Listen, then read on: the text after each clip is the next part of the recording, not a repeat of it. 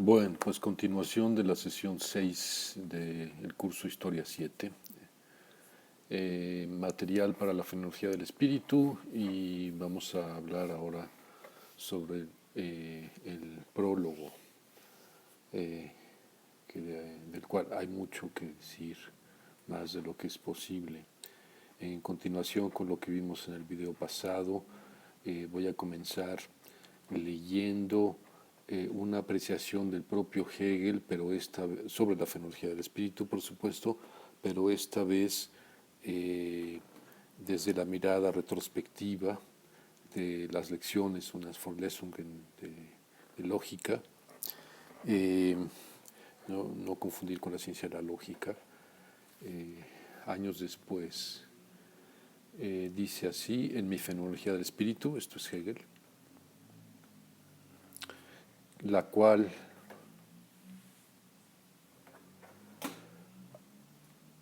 al momento de su publicación se describió como la primera parte del sistema de filosofía, ¿no?, en la fenomenología del espíritu.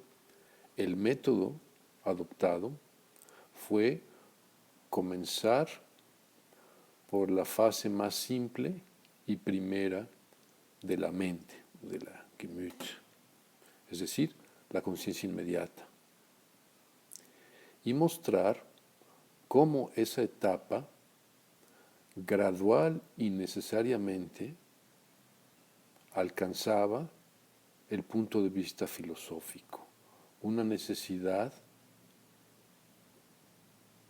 probada por el proceso mismo, es decir, la necesidad del punto de vista filosófico.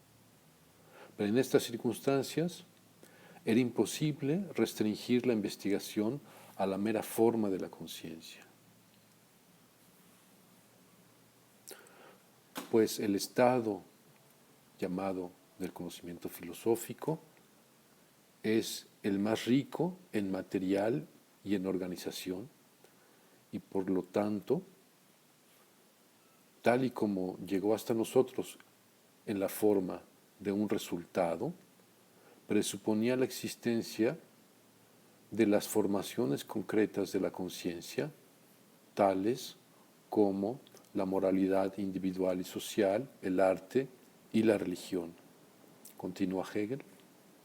En el desarrollo de la conciencia, que al comienzo aparece limitada hasta el punto de la mera forma, hay así al mismo tiempo incluido el desarrollo de la materia o de los objetos que se discuten en las ramas especiales de la filosofía.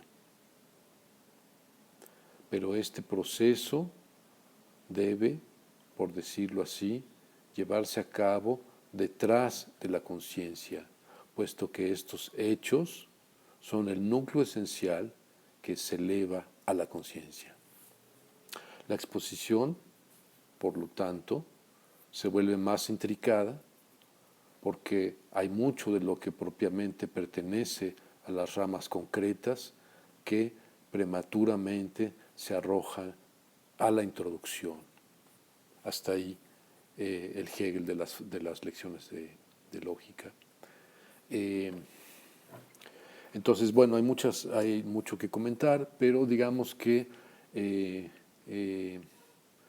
lo primero es esta como puesta en segundo lugar o en segundo plano la cuestión de, digamos, el volumen primero del sistema de la ciencia. Eso en realidad se abandona más bien por una perspectiva metodológica, es decir, que hay una distinción metodológica, en este caso entre la fenomenología del espíritu y lo que hace o lo que pretende hacer Hegel en la ciencia de la lógica, ¿no?, que es lo que el prometido segundo volumen del sistema de la ciencia, ¿no? Bueno, también aquí hay muchas cosas que decir. Lo leí sobre todo por información y por mor de la completud. La cuestión de la etapa del conocimiento filosófico, del punto de vista filosófico como el punto de vista superior. y digamos que lo que está operando aquí de una manera problemática es la distinción materia-forma, ¿no? Otra de las distinciones famosas, ¿no? Entonces, no me detengo más en esto, pero sí paso directamente a la introducción. En ambos textos del propio Hegel, en diferentes etapas y para diferentes propósitos, además, sobre la fenomenología del espíritu, digamos que hay un reconocimiento de la dificultad y en este último caso un reconocimiento de que quizás fue un error como de presentación, ¿no? Mezclar las cosas, mezclar lo que pertenecía a la forma y lo que pertenecía al contenido, hay algo así. Y justo como en el otro pasaje, había una consideración más de tipo, digamos, en reconocimiento de la complejidad o de la apariencia caótica del material, ¿no? Y esto es la propia apreciación de Hegel. Es bastante seguro que con un trabajo como estos no se hubiese titulado de alguna de los programas de doctorado que se ofrecen actualmente. Hablando ya más del prólogo, a lo que tenemos que llegar, ¿no? El prólogo también tiene esta característica, pues, de que se le ponen cosas que, digamos, se podrían desbrozar o se podrían tratar separadamente o de una manera más prolija. Todo esto tiene que ver, ya lo mencionamos en el video anterior, con las circunstancias de composición. Hegel se estaba un poco jugando el futuro y en eso llega la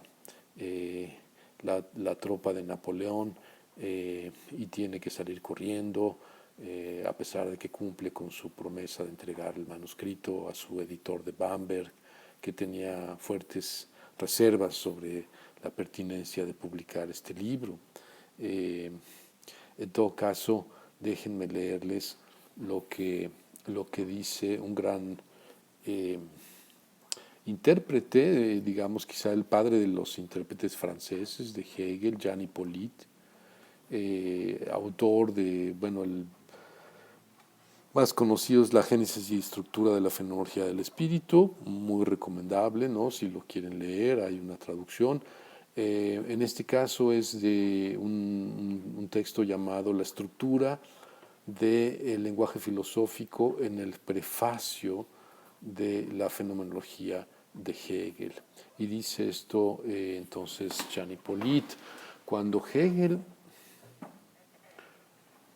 cuando Hegel hubo terminado la fenomenología, reflexionó retrospectivamente sobre la empresa filosófica que había logrado y escribió el prefacio, que es diferente de la introducción. Y dice entonces Hippolyte: es una extraña demostración, porque está diciendo sobre todo, no me tomen en serio en el prólogo. El trabajo filosófico real o verdadero es lo que acabo de escribir, ¿no? La fenomenología del espíritu. Y si les hablo desde fuera de lo que he escrito, estos, digamos, comentarios, ¿no?, externos o marginales, no pueden tener el valor de la obra misma, ¿no? Este es como el mensaje inicial del prólogo, claramente. Más aún, continúa entonces Jean Hippolyte. Esto es algo que Jean Hippolyte entonces le atribuye presuntamente a Hegel, ¿no? Voy a escribir, eso diría Hegel, una obra muy diferente, la cual será una lógica especulativa. Entonces, según Hippolyte, el prefacio está situado entre las dos obras principales de Hegel, es decir, la fenomenología y la ciencia de la lógica. Entonces, también tienen, digamos, esta característica de ser algo así como una bisagra o un gozne entre la fenomenología y la ciencia de la lógica. Entonces, puesto que Hegel lo diseñó así, nosotros lo vamos a hacer así, comenzar por el prólogo, aunque quizá no es lo más recomendable si uno, digamos, que quisiera hacer otro tipo de trabajo con la fenomenología del espíritu, pero creo que es un muy buen ejercicio. Entonces, rápidamente, vamos a comentar solamente tres pasajes vamos, de los muchos que se podrían comentar del prólogo a la fenomenología del espíritu. Nos vamos a concentrar sobre todo en el pasaje del absoluto como sujeto, que es el pasaje más famoso, pero digamos que me gustaría ahora como revisar, ¿no? Así como hicimos en el video anterior un poco, pues la estructura misma o digamos los diferentes encabezados o apartados en los que se divide el propio prólogo. Entonces tenemos básicamente dos fuentes, que es el propio Hegel para la edición que estaba preparando poco antes de morir en 1831, que después se incorporaron ¿no? Entonces hay esta división, no en todas las ediciones españolas, las traducciones al español se refleja esto. En la edición mexicana tradicional de Roses, esto no está reflejado, sino más bien está reflejada otra división que es parcialmente coincidente con esta primera del propio Hegel y que se debe a un editor llamado Lazón, editor-intérprete también, Lazón de 1936, y que es en el que se basa Wenceslao Roses para hacer su edición del Fondo de Cultura Económica. Entonces, muy rápidamente voy a leer esto simplemente para dar una idea, para recordarnos, si es el caso, digamos, la variedad de divisiones. A reserva de que se pueda comentar mucho más. Entonces, primero, según el propio Hegel, del conocimiento científico, el elemento de lo verdadero es el concepto y su verdadera figura, el sistema científico. Este es el primer apartado. Después, el punto de vista del espíritu en el presente, en el tiempo presente. Después, el principio de la ciencia, dice el apartado, no es la ciencia completa, contra el formalismo. Después, el absoluto es sujeto y lo que esto significa, el elemento del saber, la elevación en el mismo, en el elemento del saber, es la fenomenología del espíritu, es decir, la elevación de la conciencia en el mismo elemento del saber, es la fenomenología del espíritu. Siguiente apartado, transformación de lo representado y lo familiar en pensamientos y estos en el concepto. Siguiente apartado, ¿en qué medida la fenomenología del espíritu es negativa o contiene lo falso? Siguiente, verdad histórica y verdad matemática. Siguiente, la naturaleza de la verdad filosófica y su método contra el formalismo esquematizante. Siguiente apartado, lo que se requiere para el estudio filosófico. Siguiente, el pensamiento raciocinante en su comportamiento negativo, en su comportamiento positivo y su sujeto. Siguiente apartado, el filosofar natural como sano entendimiento humano y como genialidad. Conclusión, la relación del autor con su público. Esto, como digo, es solo parcialmente coincidente con la otra clasificación, con la otra división que hace entonces Lazón y que está en la edición del Fondo de Cultura. Sospecho, pero no estoy seguro, que se conserva en la edición revisada que hizo mi colega Gustavo Leiva para el Fondo de Cultura recientemente, bueno, hace ya algunos años. Entonces aquí hay está dividido en 4 secciones y cada una de esas 4 secciones tiene 3 apartados. Entonces, en la división de la SON, el primer apartado se titula Las tareas científicas del presente, el segundo, el desarrollo de la conciencia, el tercero, el conocimiento filosófico, y el cuarto, lo que se requiere para el estudio filosófico. En lo que se refiere al absoluto como sujeto, es entonces el primer apartado de la segunda parte, el desarrollo de la conciencia hacia la ciencia.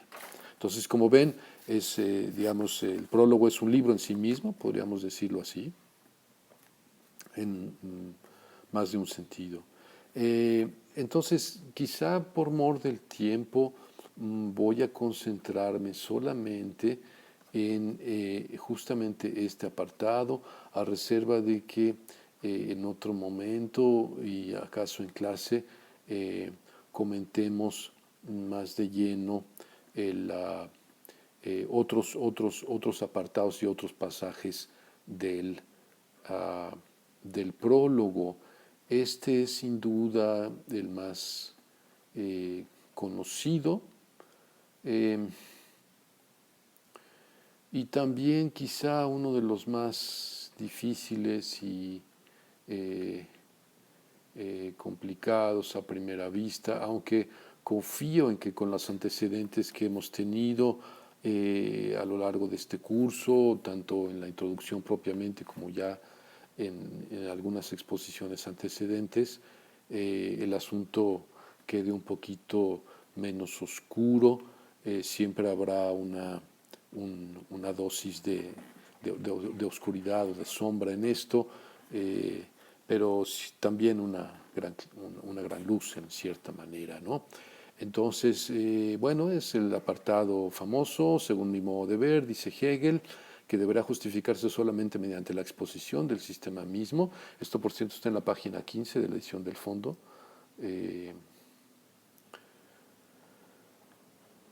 Regreso.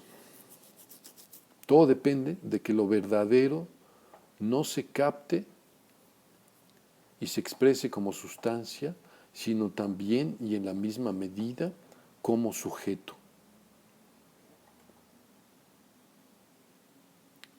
Bueno, voy a leer todo el párrafo a reserva de que voy a comentar sobre todo la primera parte. Entonces, repito, todo depende de que lo verdadero no se aprenda, no se capte y se exprese como sustancia, sino también y en la misma medida como sujeto. Hay que hacer notar, continúa Hegel, al mismo tiempo que la sustancialidad implica tanto lo universal o la inmediatez del saber mismo, como aquello que es para el saber ser o inmediatez. Si el concebir a Dios como la sustancia una indignó a la época en que esta determinación fue expresada, la razón de ello estribaba en parte en el instinto de que en dicha concepción la conciencia de sí desaparecía en vez de mantenerse. Pero de otra parte, lo contrario de esto, lo que mantiene al pensamiento como pensamiento, la universalidad en cuanto tal, es la misma simplicidad o la sustancialidad indistinta, inmóvil. Y si en tercer lugar el pensamiento unifica el ser de la sustancia consigo mismo y capta la inmediatez o la intuición como pensamiento, se trata de saber además si esta intuición intelectual no recae de nuevo en la simplicidad inerte y presenta la realidad misma de un modo irreal. Conmino al personal a que lea por su cuenta todas las veces que sea posible esto. Entonces, desde la óptica que habíamos adoptado inicialmente, por ejemplo, desde del contexto de la disputa del panteísmo, así como de la relectura de la recepción de Kant por parte de Reinhold, Fichte y Schelling, quizá podemos hacernos una idea medianamente clara del pasaje. Entonces, comencemos con lo básico, lo verdadero, das Wahre, ¿no? Está en la enunciación como algo que se capta. El verbo es auffassen, ¿no? Que se aprende o se capta. Y también como algo que se expresa, ¿no? El verbo es ausdrucken. Entonces, mucho depende, diría yo, para empezar, de anticipar que lo que se capta o se aprende y lo que se expresa son en realidad uno y lo mismo, que en el vocabulario hegeliano sería el absoluto. Entonces, lo común o lo acostumbrado es considerar que captar es una actividad que realiza un sujeto, algún tipo de sujeto, frente a un objeto, generalmente inerte, mientras que expresar o la expresión es algo que ocurre entre sujetos, que pueden ser sujetos de diferentes tipos. En cierto modo, habíamos visto cuando tuvimos la oportunidad de mencionar algo de la filosofía de la naturaleza de Schelling, Schelling prepara el camino, en cierto modo, para concebir la naturaleza, o más generalmente lo natural, como expresión o como expresividad. ¿No es cierto? El razonamiento es que finalmente los sujetos que normalmente podemos comprender son animales humanos, criaturas humanas, son también naturaleza, por decirlo así. Las plantas entonces, los animales, los troncos cortados, las piedras, las ruinas, por supuesto, expresan, y algunos de estos, algunos de los ejemplares de estos tipos, podríamos decir, tienen la capacidad de captar objetos en su entorno, ¿no? Los animales generalmente, algunas plantas, y, no, bueno, quizá de las plantas se podría decir de un modo distinto del de los animales, pero que también lo tienen, ¿no?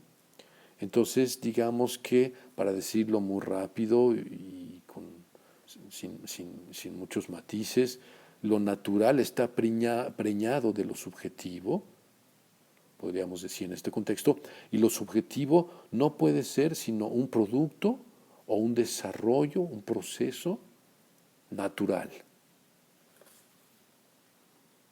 Ahora, ¿en qué consiste el contraste entre sustancia y sujeto que está señalando aquí Hegel? Recordemos, por ejemplo, en Descartes. En Descartes no hay oposición entre sustancialidad y subjetividad, al grado que Descartes mismo presentó su filosofía o sus hallazgos filosóficos en términos de que el pensamiento es un tipo de sustancia, ¿no? Entonces ahí, ¿no? Quizás más bien es Spinoza, ¿no? Y no es ninguna sorpresa, ¿no? Porque Spinoza fue más bien quien argumentó que solo puede haber una sustancia, ¿no? Solo puede haber una causa sui, ¿no? La cual es en realidad Dios. Entonces solo hay una sustancia, es una sustancia infinita, pero el pensamiento es un atributo de esa sustancia infinita. Entonces ahí en el pasaje de la fenomenología, del prólogo de la fenomenología, la referencia a la concepción de Dios como sustancia es evidentemente digamos, un señalamiento, casi una nota, una cita textual de, bueno, el famoso marrano de Ámsterdam, ¿no? No se está refiriendo para nada a Descartes, al militar o al soldado francés, ¿no? Eh, eh, para Hegel, el escándalo de la época, que él atribuye a la época, estaba efectivamente justificado. Aceptar el espinosismo era aceptar que la autoconciencia, como dice en el pasaje, se hunde en el lodo, podríamos decir en el lodo de la naturaleza, y no puede salir, no puede sostenerse o mantenerse, como dice, ¿no? Ahí los términos que usa son reveladores, el término es Untergehen, ¿no? Que es como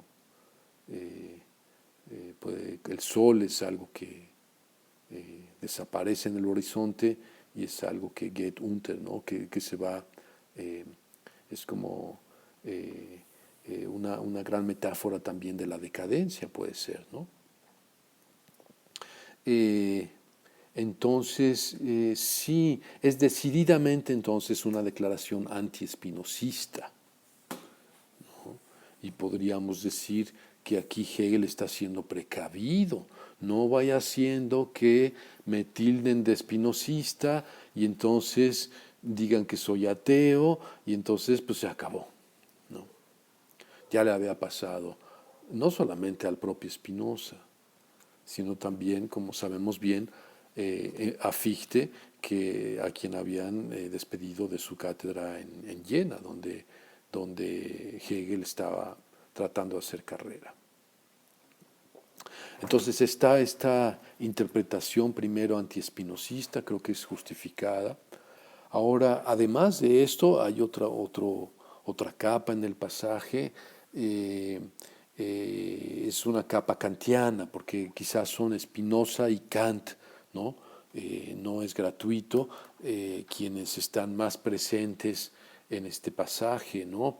Entonces también tendrá el pasaje una especie de interpretación antimetafísica en un sentido, eh, como sigue, lo verdadero no apela al mundo material, al mundo, sea este material o espiritual, no apela al mundo en sí mismo,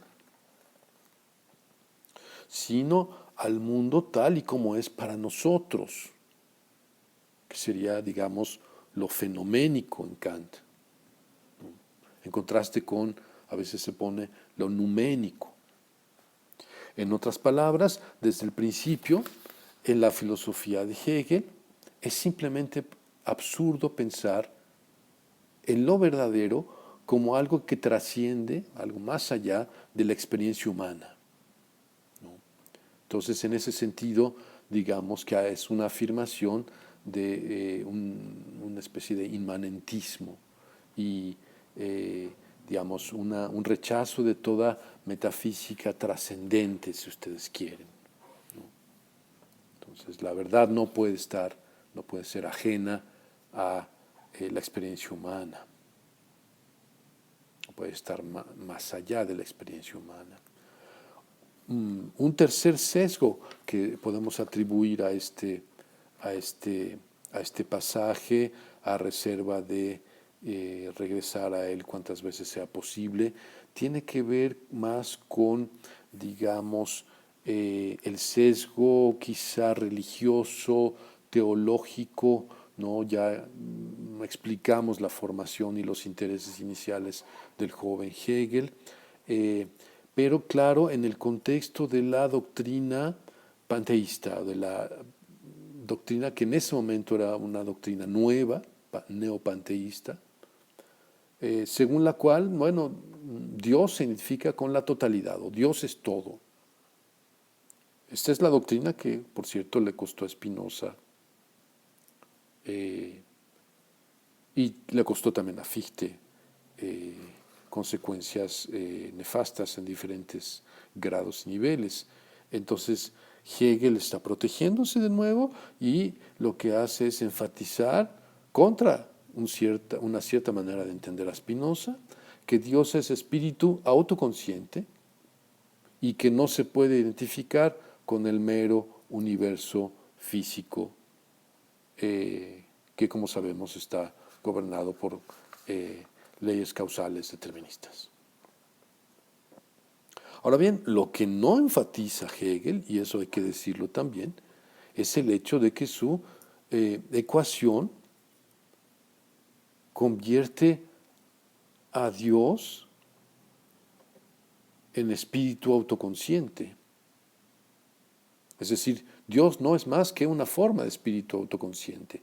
Y en ese sentido, pues Dios no es nada más que nuestro reconocimiento colectivo de que hay tal Dios. Y eso quiere decir el reconocimiento de nosotros mismos como espíritu en la filosofía. Esto es, digamos, que lo que promete en el saber absoluto. Esto también es muy importante de remarcarlo.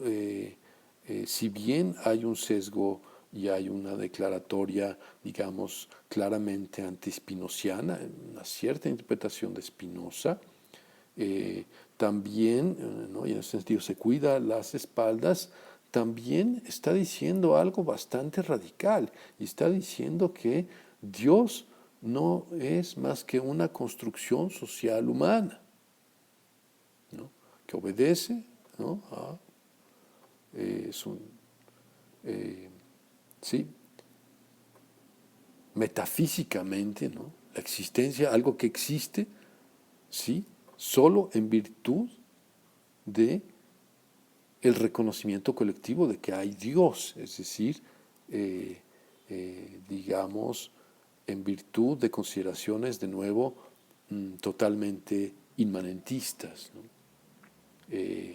Entonces, por un lado, parece que se cuida las espaldas y que se quiere declarar anti-espinosista, pero dado su inmanentismo, también tiene un caqueteo con Spinoza, ¿no?